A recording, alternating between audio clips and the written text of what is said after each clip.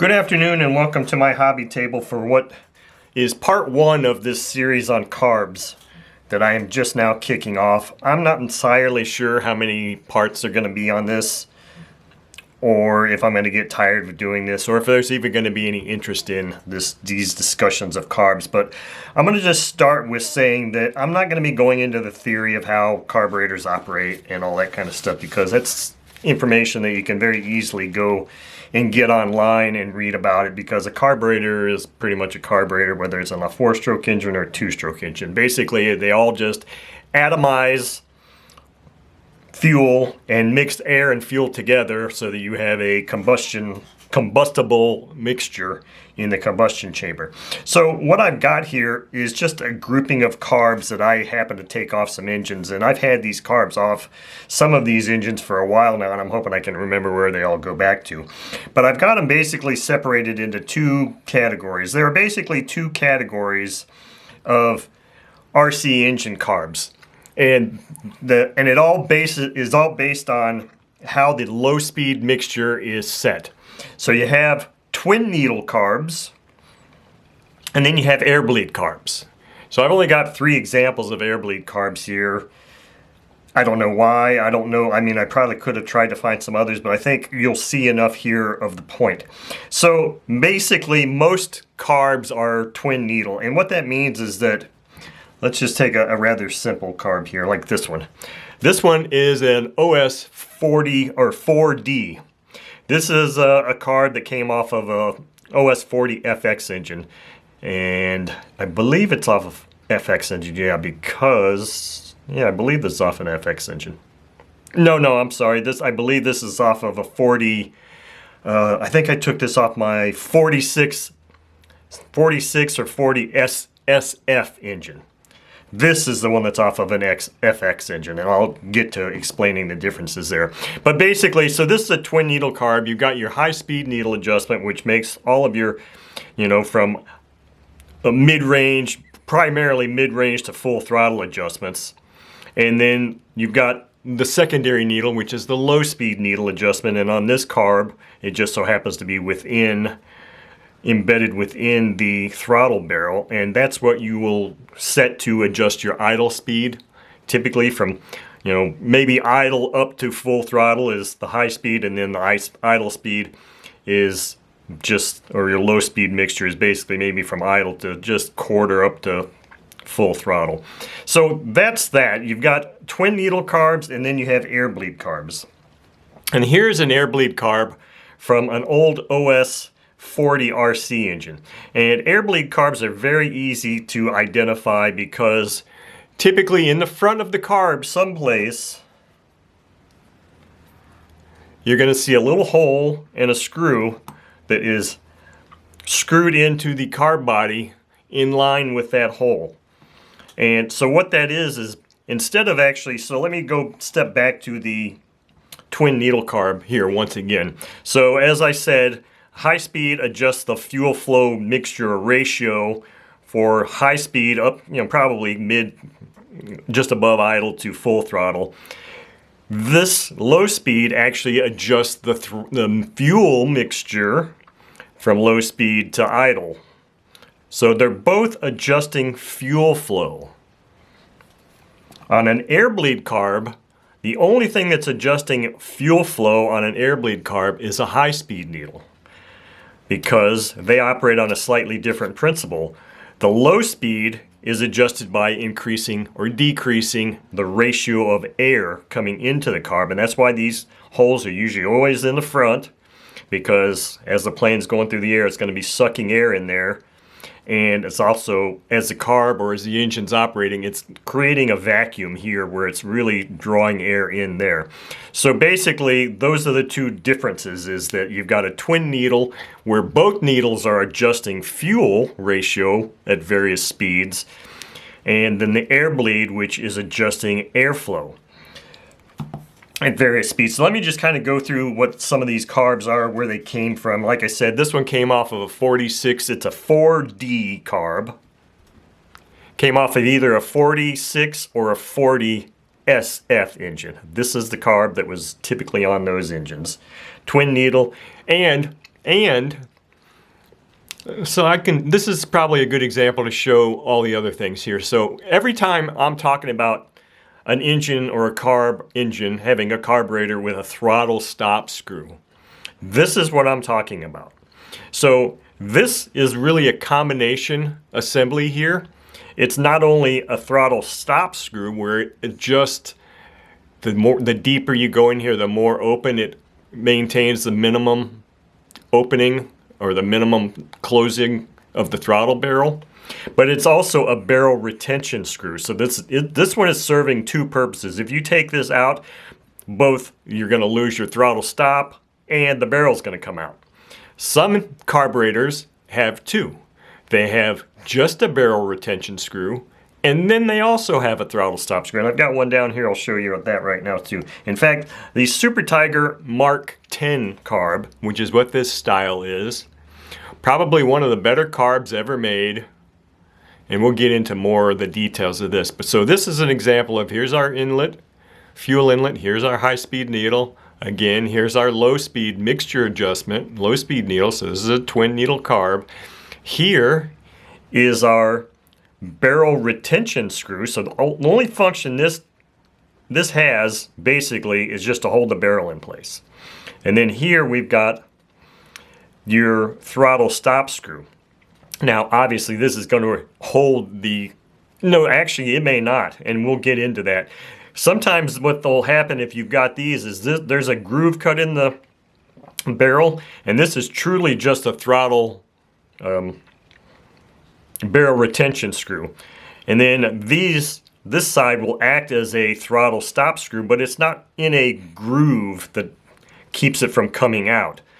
Sometimes that whole portion of the barrel will be milled off such that at an angle such that this thing just acts as a throttle stop screw. So that's the Super Tiger Mark 10 screw, one of the better carbs ever designed. Right here is an OS 40B. This is from an OS 40 or the FX series of engines, either the 46 or 40 FX series, because it has a remote needle. You see the high-speed needle is not present here because it's in the back of the engine, mounted to the rear case. So this no high-speed needle here. It's a remote needle valve operation, and it does have a low-speed needle, which is really deep inside here. And these were always kind of tricky because you have to have a really thin, really narrow bladed, let's see here, like this, almost a precision type screwdriver to fit in that hole. And of course you can see these little precision screwdrivers are really thin, so that makes turning them more difficult. The wider, the thicker your body, like if this was it, the easier it is to turn. And then that's when sometimes these things get kind of stuck and they can be hard to turn if you're just using this. But so this throttle stop, or I'm sorry, idle speed mixture screw is buried that deep in this barrel. So you're like looking in there, you're like, if you think you're going to see it just by looking in there, well, your chances are you're not. So what you have to do is just very lightly go in there and just kind of feel into, and it is a slot, it's not a cross point. You just kind of have to feel, oh yes, I'm on the slot, and now I can make adjustments. Sometimes these can be really tight if they haven't been adjusted in a while, and that one's really tight. That's a slotted screwdriver too. So these can get really tight if they haven't been worked in a while. And this one is pretty tight. Maybe this is going to be one that we disassemble and take a quick look inside of when the time comes. But then, of course, the FX series of engines that came out in the mid-90s, I believe, early to mid-90s, and they were still incorporating a throttle stop screw. And that's what you see here. So you got your mixture high-speed needles way back here because it's a remote needle valve, and you got your throttle stop screw. Let's see here. Here is a carb that came off an engine I just recently acquired that's going to be up for sale here in the next month and a half or so. And this is an OS carb, This is a 7L carb, and it came off of a OS 61 SF engine. Now, this is kind of a daunting looking carb, but it's really pretty simple. It has all the same features. The throttle, the low speed mixture is not here. The only thing this side of the carb is just the throttle arm. But it has a barrel retention screw right here. And then it also has a throttle stop screw. At least I haven't taken one of these apart in a while. I'm assuming that that's just a barrel retention screw. But because of the proximity of these two screws, this is the throttle stop screw. Who knows? I'd have to take this one apart and check. It rotates really freely, so I wasn't really too interested in disassembling this, although it is pretty dirty on the outside. But then you've got your fuel inlet here, your high-speed needle, and the low-speed mixture adjustment is right here. It's this top screw here. And basically what this is it's a screw that just turns just a little bit, and it's on a cam. And all this is really doing is adjusting the angle of the spray bar. Very, very much like what happens with a Super Tiger carb, because Super Tiger carbs have 3 adjustments, and we'll talk about that when we get to the when we go in and start disassembling these carbs.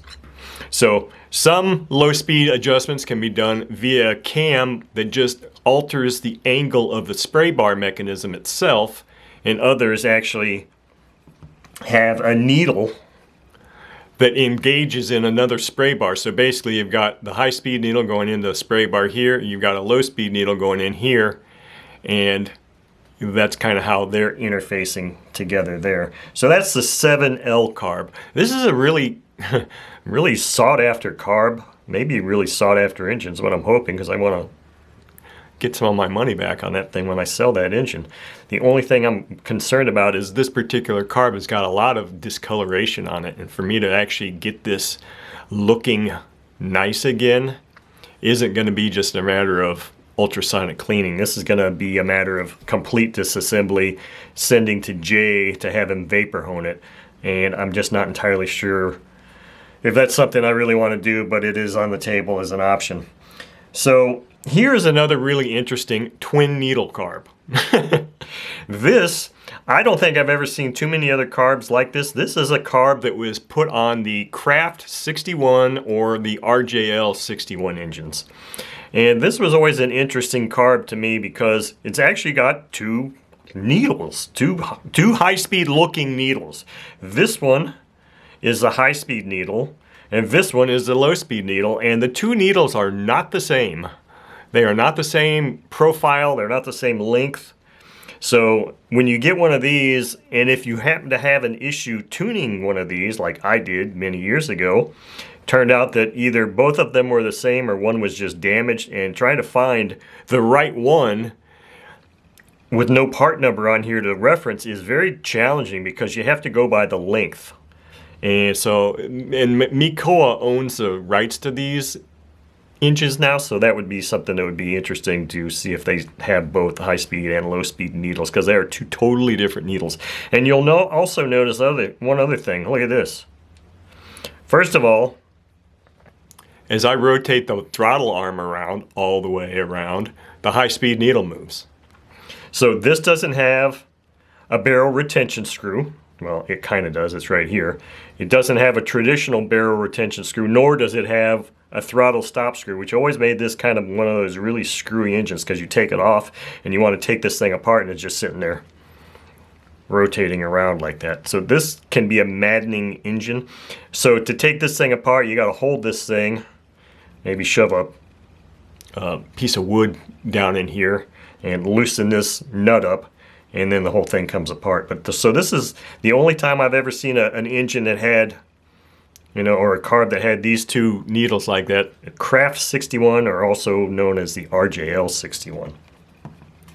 Now here is one of my least favorite carbs in the world.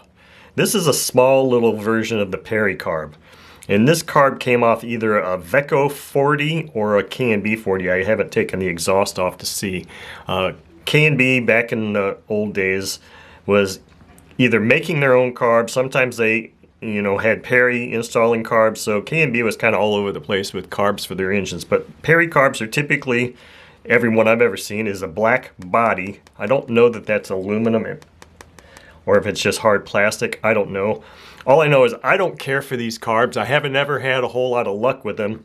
And the reason I don't care for them is that, but the good thing is it's hard to see because it's black. It does have, it looks like that acts as both, that looks like that's a throttle stop screw. So it's got a little bitty throttle stop screw there, but the no carb retention bolt or screw.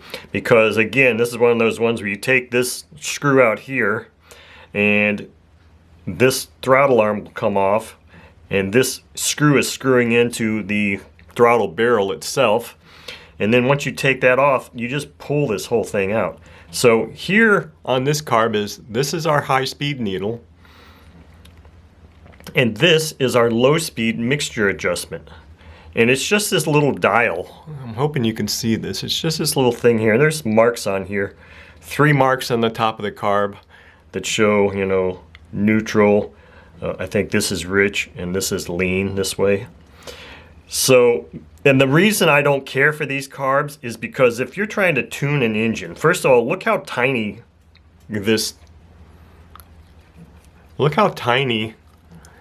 that high-speed needle is, and look how close it is. I mean, I prefer to have a high-speed needle that is a bit longer and takes my hand a lot further away from the prop than having to try to do this kind of thing real quick. Because keep in mind, your prop's going to be right about here, where this middle finger is.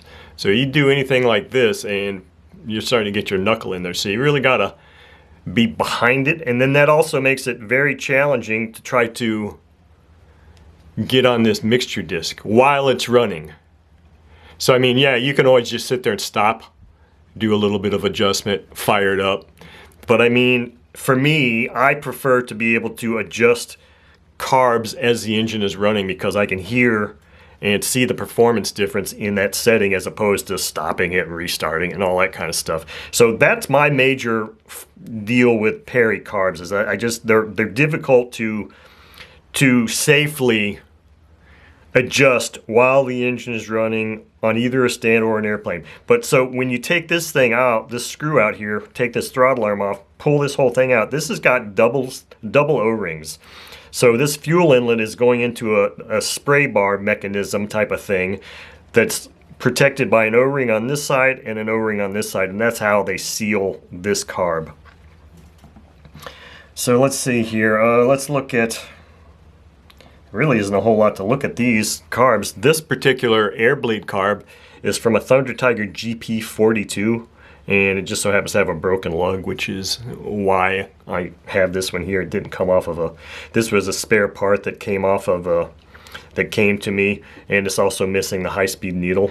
These were some spare parts that a really awesome gentleman sent me when I was trying to get a Thunder Tiger GP42 engine operational. So this carb is not complete. It's missing the high-speed needle. And it does have a throttle stop / low-speed mixture, or not low-speed mixture, low-speed adjustment, or low idle speed adjustment. So this one is a combination throttle stop, and barrel retention screw. And of course, it's an Airbleed carb. This one is a Fuji engine, a Fuji carb, very small Airbleed carb. This one actually came on a 25 FSR engine that for some reason the ad wasn't showing that it didn't have a stock OS carb on it, so that's the only reason I have this Fuji carb. But again, even unlike the Perry, at least this has got like this nice long needle valve that's got a big knurl on there. Now obviously adjusting Airbleed adjustments on these engines, or engines with these carbs on it, can be somewhat challenging, because especially if you want it to be running, because first of all, they're usually in the front of the carb, and that's putting you having to try and manipulate a screwdriver very close in line with the prop. I usually like to try to come off at an angle somewhat like this, but it's not always possible, so you're getting close to being in the carb or in the prop area, so it's challenging there. So those Airbleed carbs can be a little bit, Airbleed carbs, at least for 4-strokes, it's a lot better. I don't have a 4-stroke carb because then you could sit here and do this all day because the carb is behind the engine. So that's always nice when you have a 4-stroke carb that has Airbleed on it. But yeah, 2-stroke Airbleed carbs, you pretty much just got to set them and hope for the best. And typically the baseline setting for an Airbleed is this screw will go in there and it will completely close that hole, or it can completely open it. So our baseline setting typically is 50% opening, or having this screw covering 50% of that. That's our baseline opening. So that's basically all I'm going to go into with this particular video. I'm going to end this video here, and then the next one will be going in and probably disassembling one carb at a time and really diving deep into the components of these carbs. Thank you.